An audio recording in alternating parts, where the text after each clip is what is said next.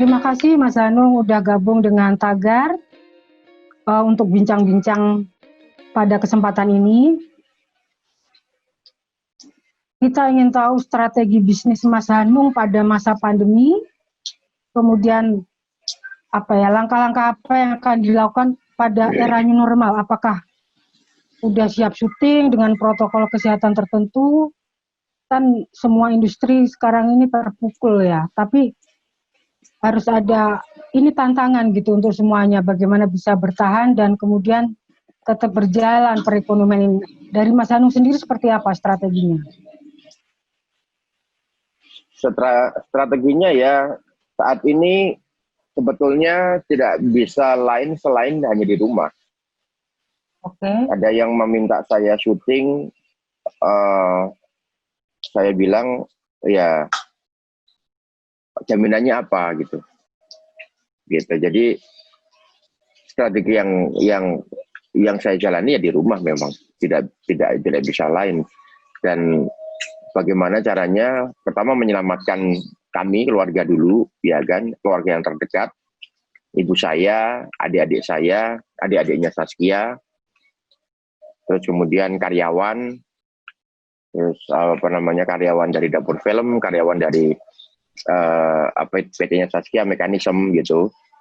Itu harus kita selamatkan dulu, terus baru kemudian kita berpikir yang lain gitu.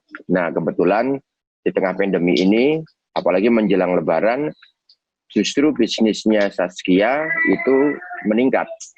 Ya, bisnis online-nya Saskia meningkat sekalipun gerai-gerai butik dan juga beberapa beberapa reseller-resellernya berhenti karena kan mereka antara online sama yang offline-nya itu lebih banyaknya yang offline. Tapi kalau Saskia itu memang kami Mekanisme memang berangkat dari bisnis online kan. Dan dia sebelum punya butik. Jadi justru itu yang meningkat. Nah, ketika itu meningkat, maka kemudian itu yang bisa kita pakai untuk bertahan.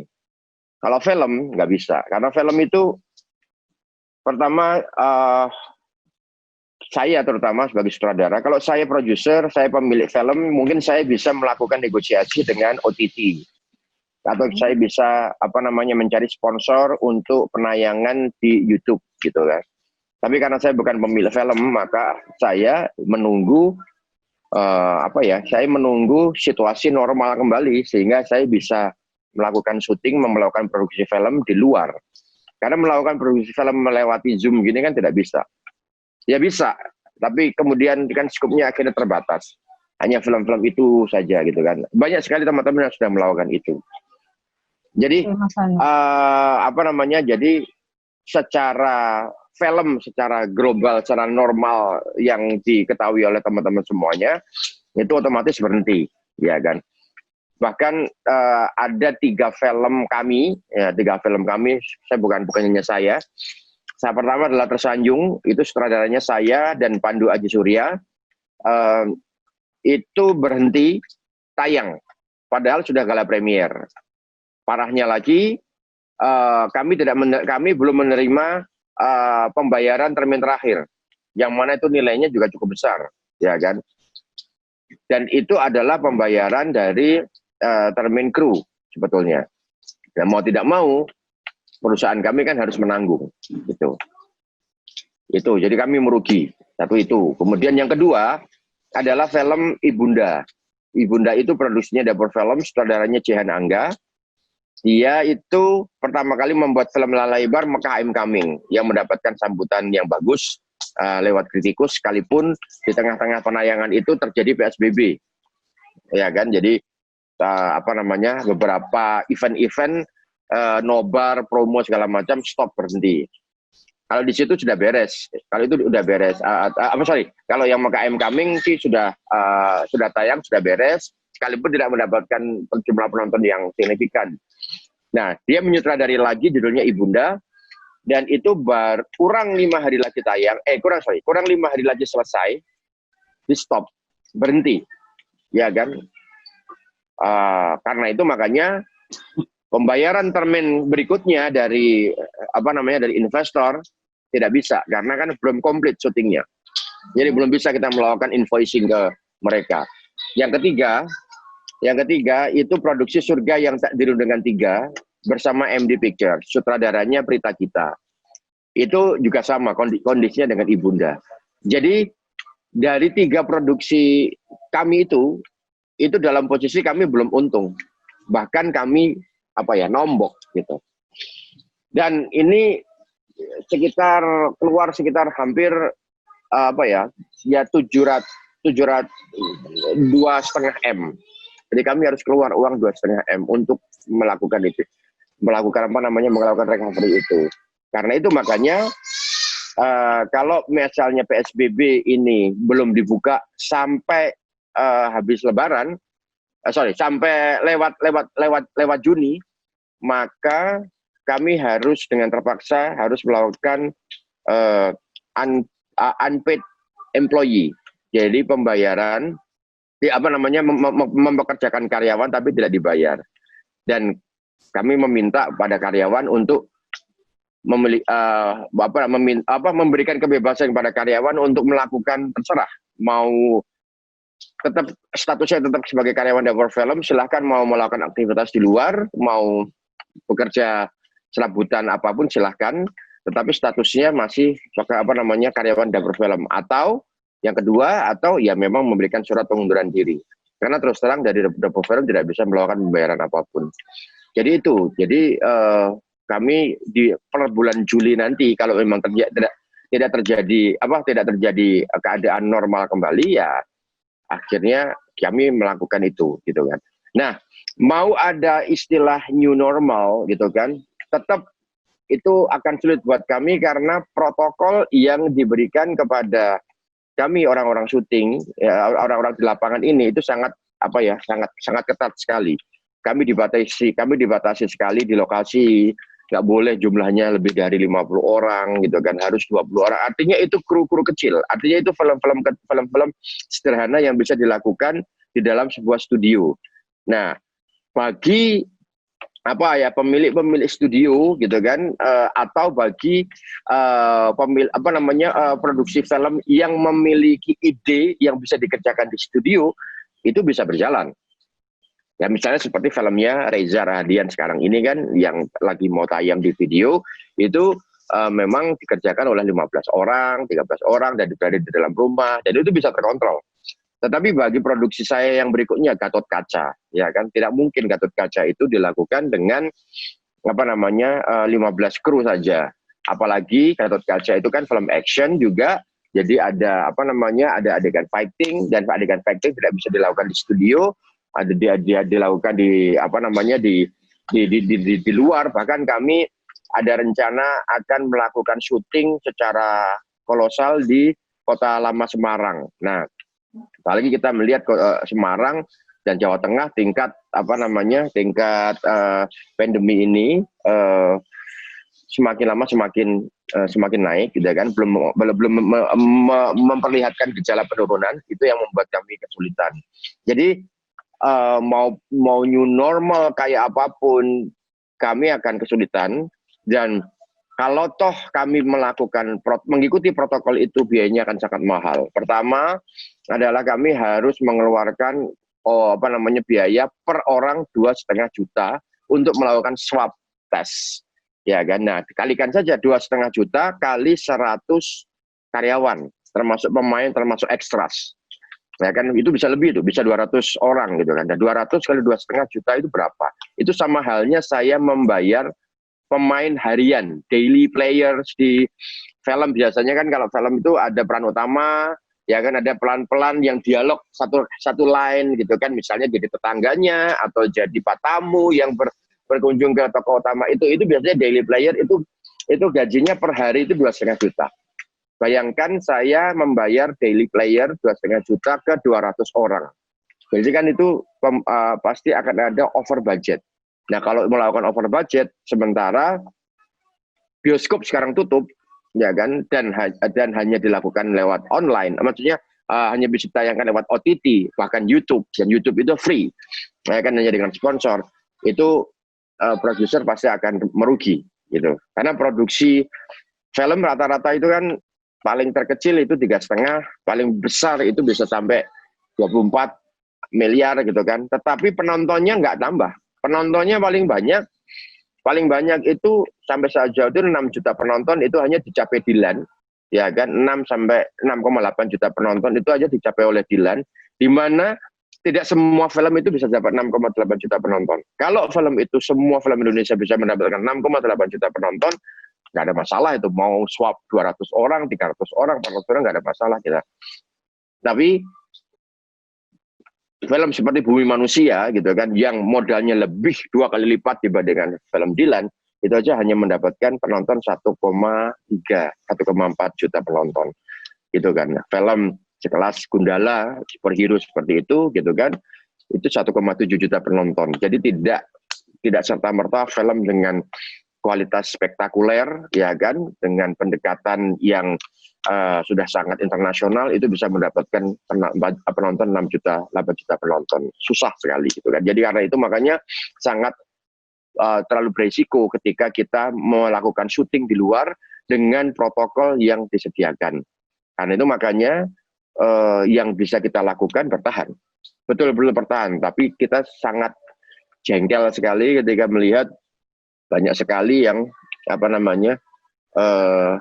masih bisa keluar rumah, terus kemudian melakukan aktivitas, ngamuk-ngamuk ke petugas, ya kan, petugas yang menjalankan kewajibannya, menjalankan tanggung jawabnya untuk melarang mereka keluar dari rumah. Kami sangat marah sebetulnya itu. Sementara kami Jumatan aja nggak bisa, ya kan, iktikaf, taraweh di masjid yang biasanya kami lakukan di Masjid Besar Kauman di Yogyakarta, itu menjadi rutinitas saya ketika saya pulang ke Jogja, saya melakukan aktivitas ibadah itu nggak bisa gitu kan. Jadi itu yang membuat kami marah sebetulnya, jengkel. Ya Mas Hanung, situasinya seperti itu ya. Ya. Ini kan vaksin belum ditemukan, kita nggak tahu pandemi sampai kapan. Terus kalau Mas Hanung amati di luar, di Hollywood itu gimana, mereka ada strategi mereka untuk tetap produktif, mungkin dengan cara-cara menonton bioskop online. Kalau Mas Hanung amati di luar seperti apa?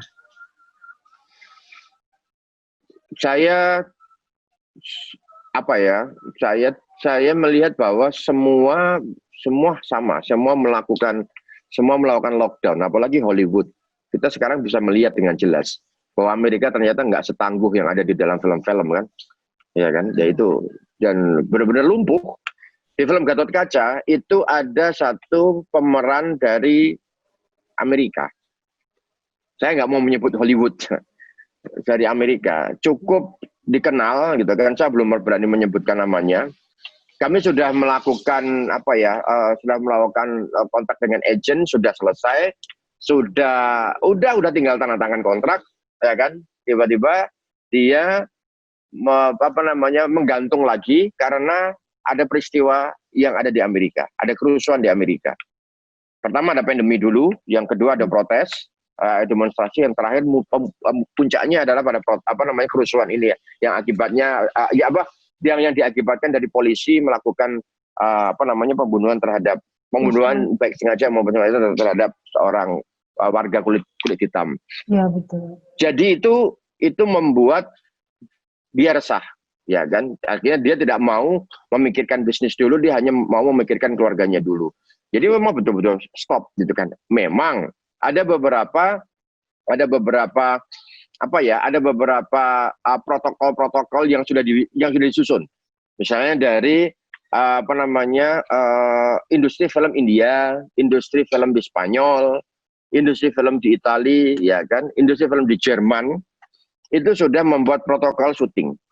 Dan itu sudah kami pelajari bersama IFDC, bersama asosiasi kami, itu sudah kita pelajari, dan rata-rata sebetulnya protokolnya sama, bahwa uji swab test, kemudian yang kedua pakai masker, dan yang ketiga adalah memang terlokalisir, syuting yang terlokalisir. Jadi kalau kita syuting di Kota Lama, ya Kota Lama harus diblok betul-betul harus dipasangi barikade begitu. Yang masuk di situ hanya orang-orang dari kita, ada orang dari kru. Bayangkan itu, saya ngeblok kota lama, itu berapa biayanya? Ya kan, kalau Hollywood bisa lah melakukan itu, gitu kan. Tetapi yang terpenting sebetulnya kami bisa melakukan syuting. Oke lah, misalnya kita katakanlah nekat, ya kan. Orang penutupan gerai junk food aja nekat boleh kok, ya kenapa syuting nggak boleh, gitu kan? Ya kan, kita bisa melakukan itu, gitu kan. Cuma persoalannya adalah kalau udah selesai syuting, udah kita edit, mau ditayangkan di mana? Bioskop belum ada yang namanya etikat untuk melakukan pembukaan. Kalau toh dibuka bioskop, apakah betul 250 seat itu, kursi itu betul-betul akan terisi 250? Jangan-jangan karena ada protokol COVID, maka itu hanya terisi 30-40% karena harus ada jeda, harus diselang-seling begitu setiap kursi, ya kan?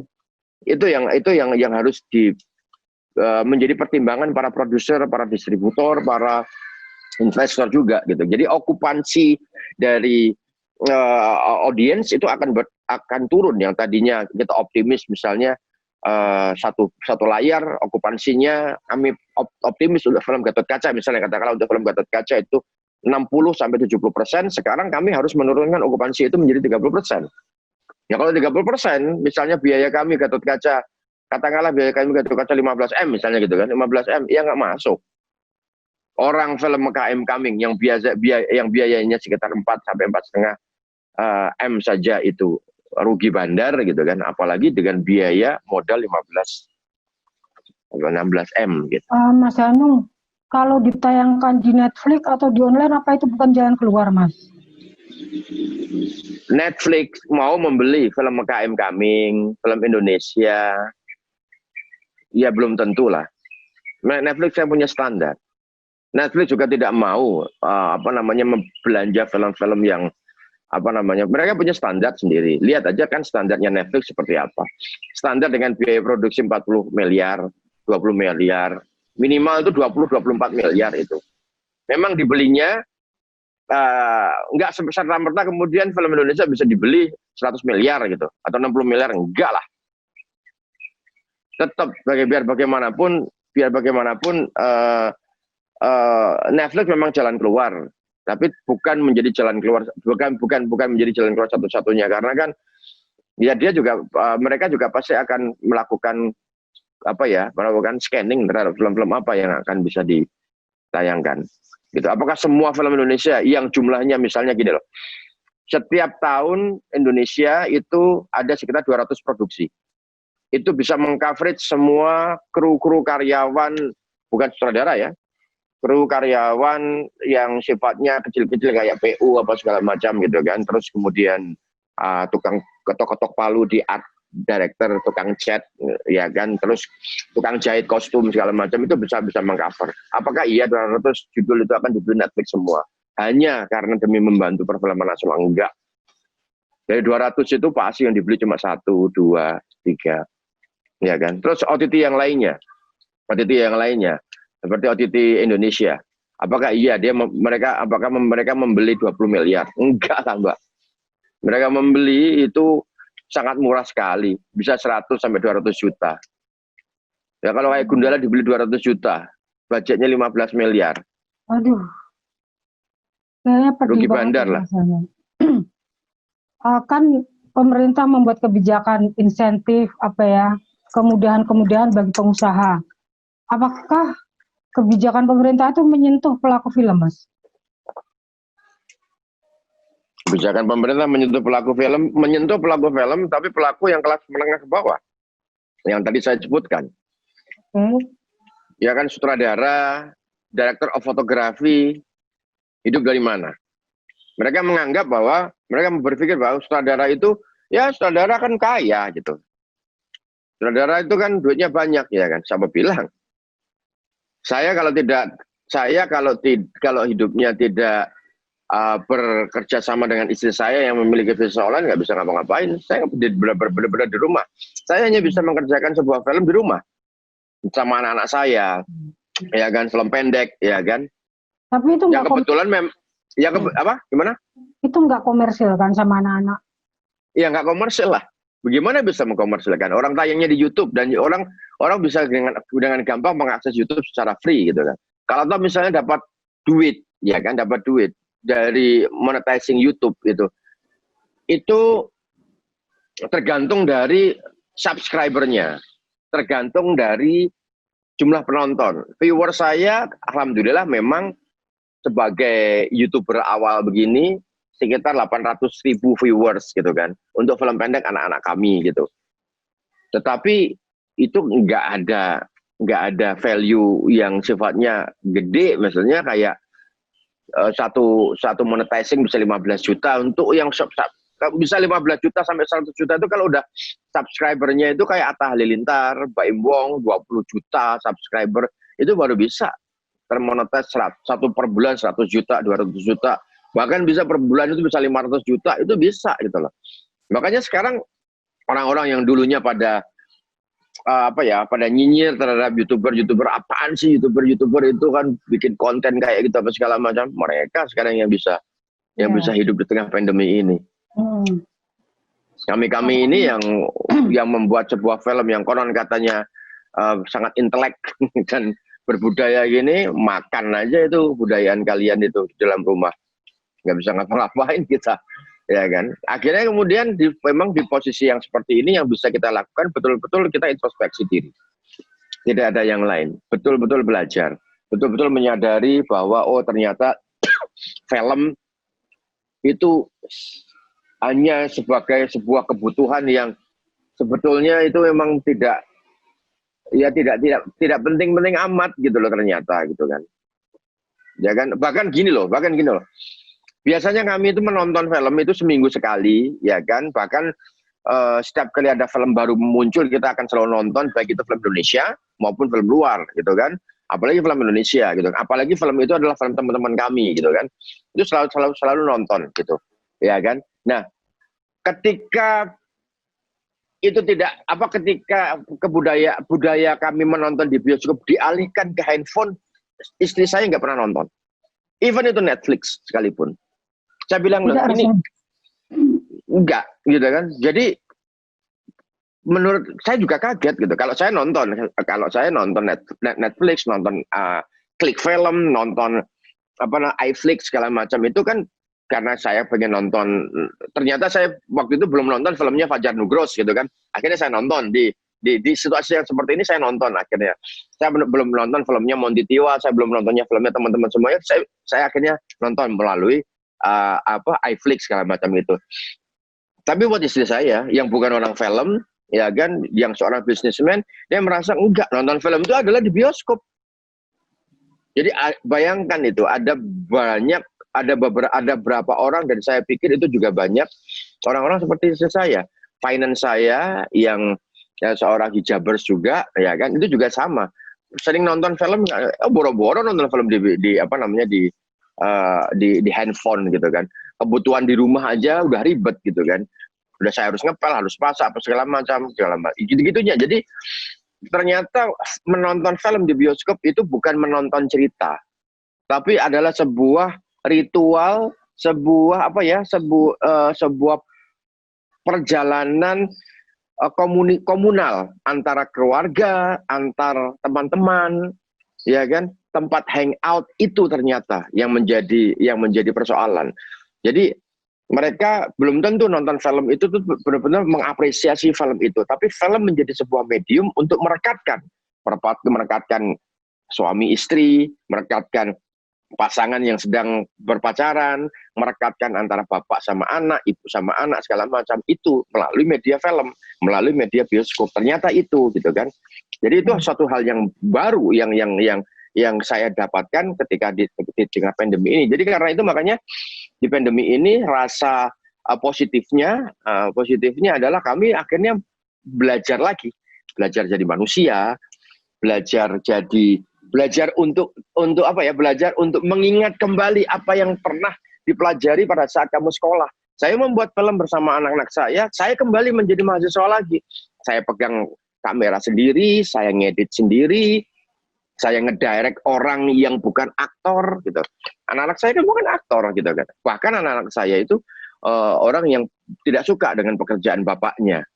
yang di lapangan kotor, panas. Dia itu setiap kali saya minta untuk syuting, misalnya kan syuting di Jogja atau syuting di Jakarta lah. Syuting di Jakarta, terus saya telepon sama istri saya, dong Sabtu Minggu datang ke lokasi syutingnya bapakmu gitu kan. Nggak mau. Ngapain gitu. Nggak mau mereka gitu. Nah di sini saya akhirnya kemudian kembali belajar mendirect orang yang bukan aktor. Capek ya capek, tapi itu yang kita lakukan. Dan alhamdulillah viewersnya bagus, anak-anak jadi suka, ya kan, mereka nagih, akhirnya jadilah episode kedua dan episode ketiga. Nah dari situ baru kemudian dapat sponsor, ada yang mau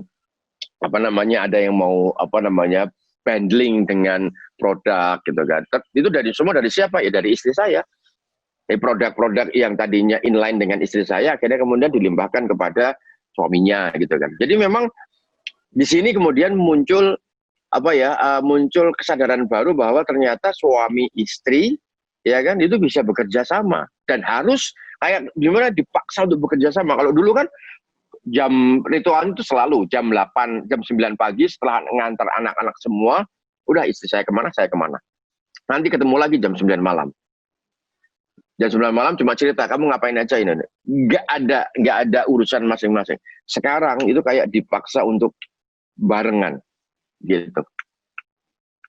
Oke, itu sisi positif dari pandemi. Kemudian juga tadi Mas Hanung bilang kan dalam proses introspeksi jadi tahu skala prioritas, ternyata film bukan sesuatu yang sangat penting.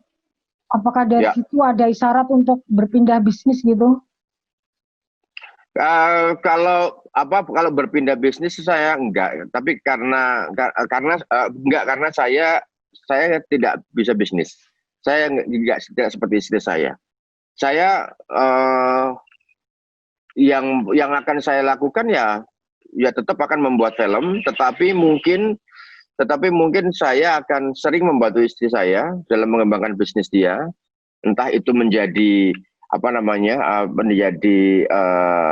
membantu dia dalam melakukan komersialisasi lewat visual produknya dia, ya kan, membuat iklan, membuat vlog, ya kan, karena ternyata kanal YouTube itu adalah kanal yang ditonton di Indonesia paling banyak setelah televisi. Iya betul. Gitu. Anak-anak sekarang semua lari ke YouTube. Lari ke YouTube. Jadi dan isinya YouTube itu ternyata ya begitu kan, beragam sekali gitu. Dan ada film pendek, ada tutorial apa, banyak sekali lah di situ. Jadi kemudian ini kayaknya sebuah ladang baru, sebuah kanal baru yang paling menarik adalah begini. Saya bisa menciptakan sesuatu dan itu menjadi milik saya. Karena sebelum ini saya kan kehujanan, kepanasan di luar, menghadapi preman, menghadapi sakit, pandemi seperti ini juga. Kan kami kadang-kadang kan syuting kan menghadapi virus banyak, ya kan, ada DBD, ada tipes, ya kan. Tapi ketika kami selesai membuat film, kami hanya mendapatkan tepuk tangan. Ya kalau dapat tepuk tangan. Kalau misalnya filmnya dicaci maki, kami hanya mendapatkan caci maki. Filmnya punya siapa? Yang punya duit dong. Itu kan sama halnya kayak saya bikin rumah, ya kan. Rumahnya udah saya desain bagus-bagus, apa segala macam. Ternyata yang nempatin yang memiliki orang. Dan saya dari luar rumah cuma bisa ngomong sama anak saya. Itu rumah bagus itu yang bikin bapakmu loleh. Ya. Kalau di YouTube? Kalau di YouTube saya bikin sendiri dengan ide saya sendiri, itu milik saya. Dan saya nggak tahu apakah itu nanti dalam jangka 10 tahun sampai 15 tahun ide-ide yang ada di YouTube saya itu tuh bisa menjadi sesuatu hal yang bisa dibeli sama orang. Oh, ternyata viewer kamu selama 20 tahun ke depan ternyata makin lama menjadi 10 juta. Boleh nggak sih ide dari film kamu kita beli? Who knows? Siapa yang tahu? Dan itu kan kemudian legacy buat anak-anak saya. Sekarang kayak Ayatnya Cinta.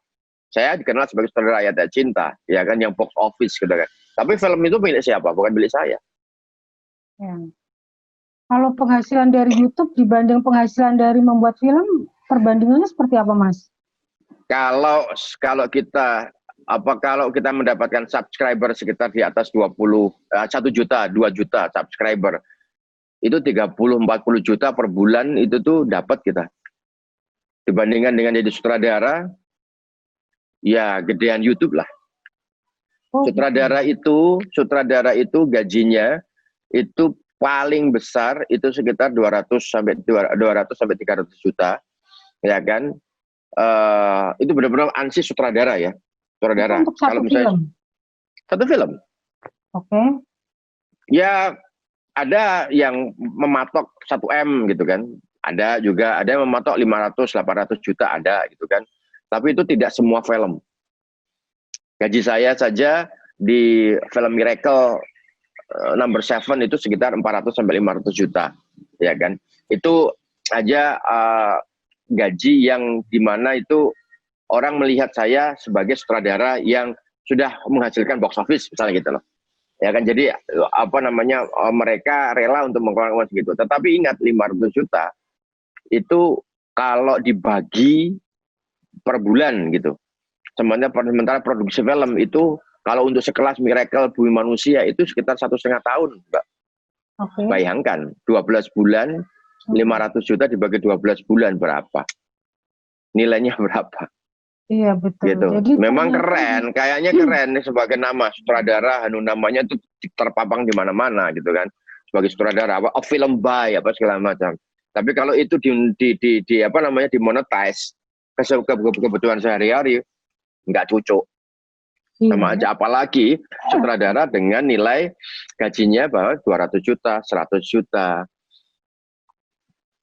Sementara banyak sekali sutradara-sutradara yang tidak pernah mendapatkan kesempatan box office sebesar 6 juta penonton seperti Fajar Bustomi, 7 juta penonton seperti Anggi Umbara. Bahkan Anggi Umbara mendapatkan hit 7 juta penonton itu hanya Warkop, ya kan, Warkop DKI 1-2 gitu. Selebihnya kan tidak, ya kan. Saya mendapatkan 3 juta penonton, 4 juta penonton hanya beberapa film tuh, Ayat Cinta, Habibie Ainun, ya kan, Rudy Habibie aja 2 juta penonton. Kemarin Habibie Ainun aja 2,5 juta penonton.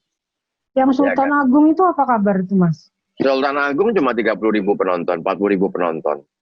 Kartini yang direview bagus, positif, itu 500.000 penonton. Lebih rendah daripada Benyamin yang dikritik habis. Benyamin Biangkero itu 700.000 penonton.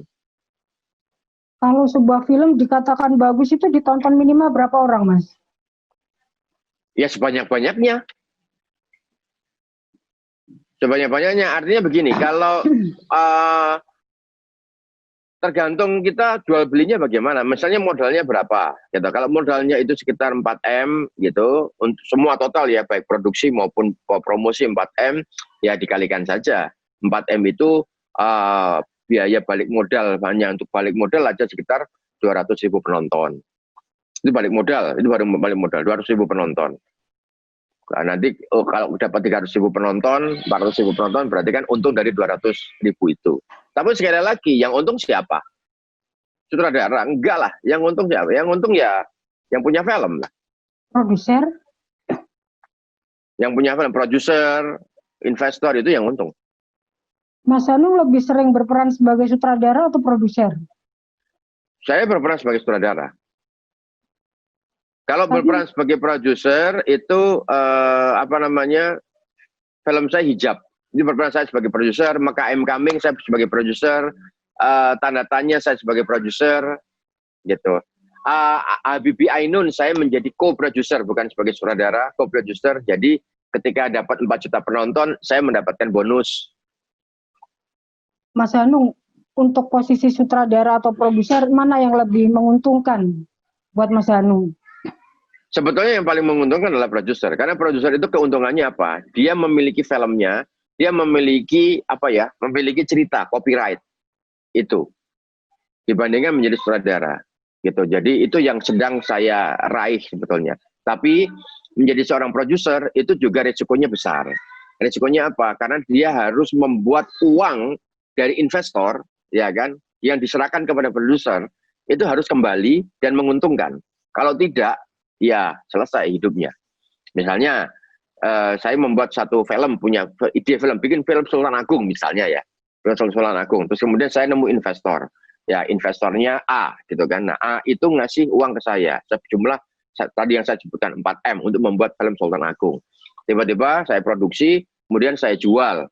Saya berhubungan dengan XX1, saya berhubungan dengan CGV, saya berhubungan dengan pengusaha-pengusaha sinema untuk menayangkan film ini, saya berhubungan dengan sponsor untuk mensupport film ini, saya berhubungan dengan OTT untuk menjual film ini, saya berhubungan dengan televisi untuk menjual right film ini gitu kan. Terangkum semuanya, income-nya sekitar 10 miliar. Berarti ada keuntungan dong 6 miliar gitu kan.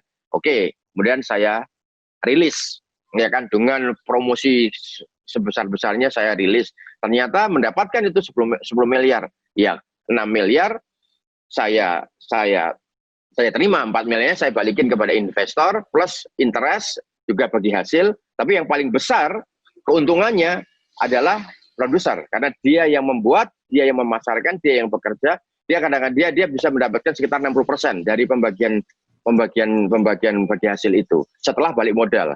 Ya kalau dapat 10%, itu pertanyaannya. Tapi kalau ternyata nggak laku, hanya dapat 1M, berarti kan buntung kan. Nah, investor itu menjadi tidak percaya dengan saya. Mau saya ngomong apapun, nggak percaya. Tapi ketika saya mendapatkan 10 miliar, dengan jumlah penonton misalnya 1 juta penonton gitu kan, itu kan terekam di mana-mana. 1 juta penonton untuk film Sultan Agung, 1 juta penonton, itu investor langsung mencari saya. Mau dong saya, duit saya kamu puterin. Tanpa saya harus menelpon investor itu, investor pasti akan cari saya. Gitu. Kalau sutradara, enggak. Sutradara itu cuma nunggu ditelepon sama produser aja. Ketika dia punya hubungan baik dengan produser, ya pasti dia akan terus dipakai. Digunakan ke tenaganya, pikirannya, tenaganya. Yuk aku mau punya film, tolong bikinin film ini, bikinin film itu, bikinin film ini. Udah, terima duit buat honorarium, setelah itu selesai. Dia hanya bekerja, terima uang, dan dia nggak ada risiko kerugian apapun. Tapi produser memiliki risiko kerugian. Apalagi kalau produser duitnya pakai duitnya dia juga. Jadi dia selaku produser juga menjabat sebagai eksekutif produser misalnya gitu. Oke, Mas Hanung. Tadi Mas Hanung bilang kan ternyata dalam masa pandemi ini orang-orang yang serius di YouTube seperti Atta Halilintar itu ternyata mereka yang lebih survive ya. Mas Hanung, kalau Mas Hanung pelajari gimana sih untuk mengembangkan sebuah channel YouTube gitu, kalau kita mau serius di situ. Nah, Mas Hanung ada referensinya seperti apa? Wah, kalau saya kan bukan seorang YouTuber. Pertanyaan itu sebagian diajukan ke Atta Halilintar aja. Apakah ada rencana untuk serius di YouTube dalam situasi seperti sekarang ini? Belum tahu juga. Karena gini, kalau YouTube itu yang saya tahu, mereka itu harus selalu posting. Apapun harus selalu, ya kayak televisi, kayak logika televisi. Kalau televisi itu bayangkan, televisi dalam 1 hari off gitu. Langsung ditinggalkan tuh sama viewersnya. Nah sama, YouTuber juga mungkin begitu. Ya kan, jadi setiap hari harus ada postingan, harus ada program. Sehingga penonton itu tuh, besok lagi ngeluarin apa ya, Atta Halilintar ya, besok lagi Hanung ngeluarin apa ya, besok lagi apa ya, besok lagi, gitu. Jadi memang betul-betul YouTube itu kayak kanal televisi. Dan saya pernah datang ke rumahnya Atta gitu kan. Di situ tuh masing-masing kamarnya itu kayak studio-studio televisi. Jadi mereka punya alat editing sendiri, mereka punya kamera, mereka punya editor sendiri, mereka punya karyawan sendiri. Ada karyawan, masing-masing anak punya karyawan tuh 2 atau 3 itu, editor, kameramen, gitu. Jadi itu kehidupannya itu.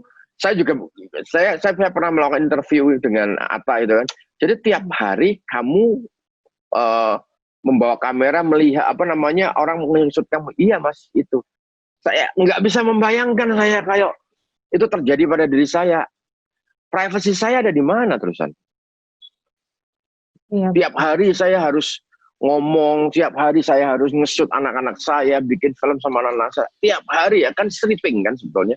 Waduh, saya aja meninggalkan tradisi sinetron yang pada saat itu masih syuting sehat seminggu satu episode 5 hari 4 hari itu pernah, itu saya tinggal, apalagi yang stripping saya tinggal, betul-betul saya tinggal. Nah ini saya diminta kalau menjadi YouTube harus tiap 3 hari sekali posting. Itu istri saya sampai bilang, ya 3 hari posting lah, apapun itu posting. Sementara kan saya harus berpikir quality. Yang saya posting harus apa? Harus punya value apa gitu. Nah buat istri saya langsung, lu masih mikirin value di YouTube gimana itu? Waduh, kalau saya nggak mikirin value gimana legacy saya? Kan gitu-gitu loh. Ya itu apa ya, kekurangan dari orang-orang yang seperti saya lah. Mas Hanung, orang-orang film nggak tahu di Indonesia atau di luar yang mampu bertahan gitu, yang bisa dicontoh itu ada nggak sih? Yang bagus gitu dalam situasi sulit tapi bisa melakukan sesuatu terobosan? Belum ada. Oke, tadi Belum ada. Mas Hanung, dapur film itu berapa karyawannya, Mas? 15 orang tadinya. Itu meliputi tim kreatif, tim produksi dan sutradara. Kami memiliki 2 sutradara yang kami bayar in-house. Terus kami salah satunya adalah Jehan Angga dan Pandu Aji Surya. Itu in-house. Terus kemudian kreatif, ada 3 kreatif, ada 2 penulis skenario yang masih baru yang akan kita bimbing. Itu 15 orang. Terus finance, office boy ada 15. Akhirnya sekarang kami harus off dulu. Itu kantor dapur film kosong jadinya ya? Kosong. Kebetulan memang saat ini kantor dapur film dan kantor mekanisme akan menyatu di dalam satu kantor baru. Nah, kantor baru itu sudah kami rancang 2 tahun, udah dalam proses selesai, dan selesainya pas sekarang pandemi ini. Jadi pada saat pandemi ini justru kami malah melakukan, ini adalah saat kami melakukan itu tadi introspeksi, yang kedua adalah restrukturisasi perusahaan lagi. Karena kantornya baru sekarang. Di Jakarta. Jadi ini sebetulnya di Jakarta. Oke. Di Jakarta. Jadi merger sama istri? Bukan merger, kantornya aja jadi satu. Oke. Kalau kemarin kan kantornya kan terpisah, ini kantornya jadi satu, tapi tetap beda lantai gitu. Itu rencana sejak lama dan selesai sekarang ini ya? Ya, rencana sudah sejak lama, karena istri saya berpikir bahwa ngapain sih kita sewa-sewa kantor mulu, ya kan? Yang namanya yang mana sewa kantor itu nominalnya juga besar. Satu kantor itu bisa, kantornya ada film itu sewa setahunnya 250 juta. Kantornya istri saya juga sewa 250 juta. Bayangkan setiap setahun kita mengeluarkan uang 500 juta. Kenapa sih kita tidak membuat aja gitu kan? Nah, kebetulan memang alhamdulillah bisnis dari istri saya kan semakin lama kan semakin naik, stabil, bahkan jarang sekali mengalami penurunan, stabil. Nah, akhirnya kemudian saya jadi ke sana gitu. Jadi tertopang, terbantukan oleh itu. Kalau istri Saskia bisnisnya apa aja, Mas? Fashion. Fashion hijab. Udah, hanya itu aja. Kebetulan dia memang seorang fashion designer yang otodidak ya. Jadi tidak sekolah. Dia punya taste di bidang fashion. Dia punya bisnis satu mekanisme, itu dia sendiri bersama kakaknya. Yang kedua adalah ZM dia bersama adiknya Haikal dan Tania, adiknya juga. Terus kemudian ada Zam, kosmetik, lipstick. Dia punya 3 perusahaan, dan 3 perusahaannya jalan. Sementara saya hanya satu dapur film. Oh, sama Mama K Jogja. Itu seperti lipstick itu memproduksi atau menjual aja? Kita memproduksi. Kita bukan agen, Mbak. Oke. Kita memproduksi. Kita betul-betul mencipta gitu kan. Kalau istri saya jadi agen, saya pasti akan marah. Ngapain lo jadi broker? Jadi semua itu ciptaan sendiri ya, kayak butik, fashion, semua diciptakan sendiri? Semua ciptaan sendiri. Termasuk lipstick itu kami menciptakan sendiri gitu kan. Kami bikin brand, terus kami datang ke pabriknya, ya kan. Kadang saya di awalnya saya memang nemenin itu, nge-build bareng.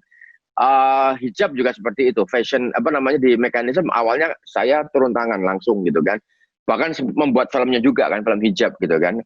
Nah itu, jadi tapi setelah jalan begini saya lebih sibuk ke film gitu. Jadi kami datang sendiri ke pabriknya, kami memilih sendiri bentuknya kayak apa. Kita mencipta memang. Oke. Mengenai karyawan dapur film ini, Mas, selama di rumah saja, apakah mereka proses kreatif tetap berjalan? Penulis skenario tetap membuat skenario dan sebagainya. Iya, kami tetap melakukan konsolidasi kreatif seperti membuat program-program baru. Kami juga sedang mau melakukan negosiasi dengan beberapa OTT untuk sebuah ide-ide yang dikerjakan di dalam rumah. Itu. Apalagi kami punya studio di Gamplong Studio, itu kan ada beberapa set-set peninggalan dari film-film sebelumnya, itu bisa kita lakukan syuting di sana. Nah, ini sekarang sedang proses negosiasi. Tapi sekali lagi, kami hanya bisa melakukan itu di Jogja, sementara OTT itu membutuhkan pemain bintang. Nah, di sini kemudian kami merasa sulit dan tidak adil gitu kan, atas pembagian wilayah Jakarta menjadi pusat bisnis dan kemudian daerah-daerah yang dianggap sebagai bukan pusat gitu kan. Ini yang membuat kami merasa tidak adil. Tidak adilnya apa? Kami di Jogja banyak sekali kameramen, banyak sekali art director, banyak sekali aktor-aktor bagus kelas Jemani Darmawan yang jadi Darsam, sekelas Landung Simatupang, Rosa Rosadi itu banyak, ya kan, di sini banyak. Marwoto, Yubro, apa segala macam banyak. Tetapi ada semacam aturan yang tidak tertulis bahwa film itu harus dimainkan oleh bintang. Sementara isinya orang-orang bintang itu tuh ada di Jakarta semuanya. Sementara untuk membawa ke Jogja itu juga terlalu beresiko kan. Jadi itu yang kita nge-lag di situ sebetulnya yang terjadi di sini. Jadi saya nggak berpikir tentang nasibnya film Hollywood, nasibnya film Korea, nggak ada untungnya buat saya gitu kan. Yang kami pikirkan adalah bagaimana ini kami di Jogja dengan banyak sekali sumber daya manusia di bidang film bagus-bagus, mereka bisa syuting, ya kan? Mereka bisa syuting, dan bagaimana hanya mengimport pemain dari Jakarta ke Jogja. Sorry banget saya menyebutnya import gitu kan, karena ke Jakarta udah kayak negara sendiri gitu kan. Jadi itu yang susah. Kami sedang negosiasi gimana ya, kayak misalnya kelas kayak Reza bisa nggak ke Jogja gitu kan, sehari 2 hari buat bikin film apa segala macam gitu kan. Ya terus bisa aja Mas, asal ada protokolnya, asal ada pesawatnya yang bisa membuka, ambil lagi saya ya nanti. Ini Mas Hanung di Jogja sampai pandemi selesai atau gimana ini? Apa? Di Jogja sampai pandemi selesai atau selamanya di Jogja? Ya tentunya sampai pandemi selesai. Ini aja saya kebingungan bagaimana saya harus ke Jakarta karena harus melahirkan di Jakarta, ya kan? Bukan apa-apa, karena dokternya Saskia kan dokternya Jakarta memang. Dari anak pertama, kedua, ya kan? Anak pertama, kedua itu dengan dokter yang sama. Hanya Kaba aja yang 1, 2, 3 tuh dokternya sama, hanya Bre aja yang beda. Nah ini kami sudah janjian dengan dokter tersebut, dokter Musa namanya, itu sudah diperiksa dan kami mau melahirkan dengan beliau. Tapi persoalannya adalah kami ketakutan sekarang, masuk Jakarta kami takut. Demikian tadi bincang-bincang dengan Hanung Bramantyo. Kita jumpa lagi dalam kesempatan berikutnya. Terima kasih.